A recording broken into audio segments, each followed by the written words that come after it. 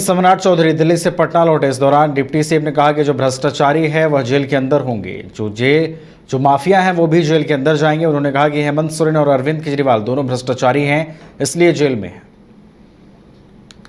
केजरीवाल के लिए तो देखिए दोनों भ्रष्टाचारी है ना, तो भ्रष्टाचारी का जगह जेल में होता है, ये गारंटी है।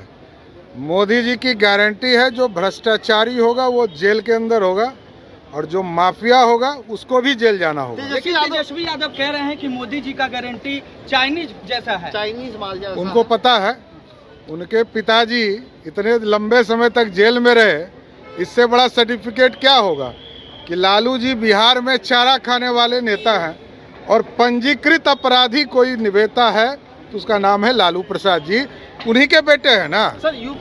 Chief post master general Bihar circle Anil Kumar ने ताम्र टिकट का विशेष आवरण विमोचन किया है। ताम्र टिकट के 250 साल पूरे होने के उपलक्ष्य में विशेष आवरण विमोचन किया गया। आम लोगों के लिए डाक विभाग के इतिहास से जुड़े गए प्रदर्शनी को भी लगाया गया है। प्रदर्शनी में 250 साल के डाक विभाग के इतिहास को भी दिखाया गया है।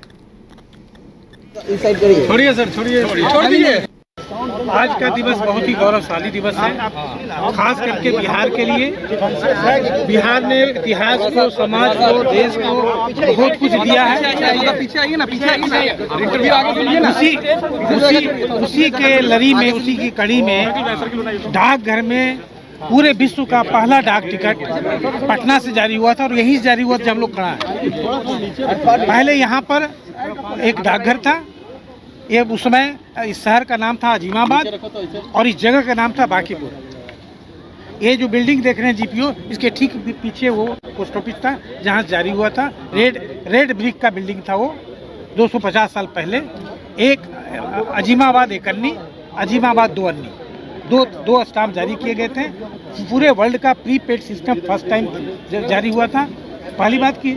दूसरी बात की, पूरे वर्ल्ड में पहली बार आम जनता के लिए, आम लोगों के लिए डाकघर को खोला गया था। इसके पहले राजे रजवाड़े या कॉलोनी के लोग ही इसका उपयोग करते थे। फर्स्ट टाइम आम आदमी के लिए इसको खोला गया था।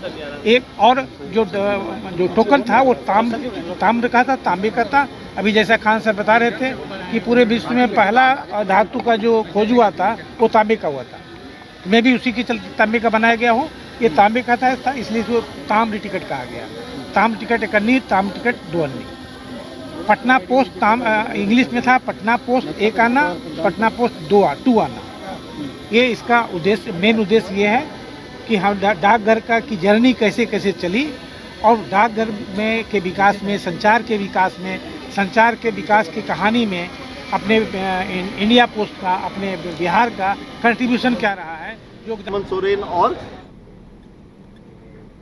औरंगाबाद में लोजपा रामविलास महिला विंग ने प्रेस वार्ता की और कहा कि कासमा थाना के नराइच गांव में कब्रिस्तान की जमीन में रास्ते को लेकर हुए होली से पूर्व दो पक्षों के बीच हुए हिंसक झड़प को नियंत्रित करने में ग्रामीणों के साथ साथ कुछ पुलिसकर्मी भी घायल हुए थे। पुलिस द्वारा मामले में लोक जनशक्ति पार्टी रामविलास के प्रदेश महासचिव प्रमोद सिंह को भी साजिशकर्ता के रूप में नामजद किया गया था, जो बिल्कुल गलत और बेबुनियाद है। महिला नेत्रियों ने बताया कि राजनीतिक द्वेष के कारण 3 नेताओं के इशारे पर पुलिस ने प्रमोद सिंह का नाम प्राथमिकी में डाला है, जबकि प्रमोद सिंह घटना के वक्त बिहार में ही नहीं थे और जानकारी मिलने पर उनके द्वारा लोगों को समझाया गया, लेकिन पुलिस राजनीतिक हस्तियों के इशारे पर उन्हें बदनाम करने की कोशिश कर रही है। वहीं महिला नेत्रियों ने एसपी से प्रमोद सिंह के नाम को प्राथमिकी से हटाने की मांग भी की है। इसलिए रखे हैं कि कासमा थाना अध्यक्ष के द्वारा 2 गुटों के झड़प के बाद थाना अध्यक्ष राजनीति के बहकावे में आकर लोजपा प्रदेश महासचिव प्रमोद सिंह के ऊपर फर्जी मुकदमा किया गया, जिसके लेकर हम सभी लोजपा महिला प्रकोष्ठ के द्वारा प्रेस कॉन्फ्रेंस रखे हैं। मैं एसपी महोदया से अपील करती हूं कि जहां तक कि उनका मोबाइल ट्रेस किया जाए और वो निकाला जाए कि वो उस दिन लड़ाई के समय यहाँ थे या नहीं। मैं उनसे, उनका अगर सत्य निकलता है तो मुकदमा जायज है, अगर असत्य है तो हम लोग सब आक्रोश में आकर हम लोग रोड जाम करेंगे। कहां तक करेंगे, क्या करेंगे, उग्र आंदोलन करने पर हम लोग। और मुंगेर लोकसभा क्षेत्र का चुनाव इस बार दिलचस्प होने वाला है। एक ओर जहां ललन सिंह चुनावी मैदान में है तो दूसरी ओर अशोक महतो की पत्नी अनीता देवी चुनावी मैदान में है। इसी बीच अशोक महतो ने मुंगेर से प्रत्याशी ललन सिंह पर जमकर निशाना साधा है और उन्होंने मुंगेर की जनता को ठगने का आरोप लगाया है। आपको बता दें कि मुंगेर से राजद उम्मीदवार अनीता देवी का जोरदार स्वागत किया गया। उन्होंने मौके पर कहा कि जनता की सेवा करने आई हूं, यह सोचा नहीं था कि राजनीति में भी आना पड़ेगा। वहीं अनीता देवी के पति अशोक महतो ने कहा कि मुंगेर की जनता अपनी सांसद से ठगी गई है, इस बार ऐसा नहीं होगा। लेकिन सेवा की भावना से ओतप्रोत जरूर हूँ, चाहे जैसा भी मेरा माहौल रहा, क्योंकि पहले भी मेरी जो पेशा थी वहाँ भी मैं सेवा कर रही थी। बस माध्यम अब चेंज हो गया। तो इस माध्यम में आपको कैसा लगा? इस माध्यम में बस जनता की सेवा करना है, इसीलिए मुझे कोई इतना बहुत अच्छा लग रहा है। लोगों से मिल रहा है, कैसा समर्थन लग रहा है? लोगों से मिलके मुझे ऐसा लग रहा है कि मैं कितना जल्दी उनके लिए कितना ज़्यादा करूँ। जनता के मैसेज देना क्या चाह रही है? जनता को मैं मैसेज ये देना चाहती हूँ कि हमारी जनता बहुत पढ़ी लिखी समझदार है।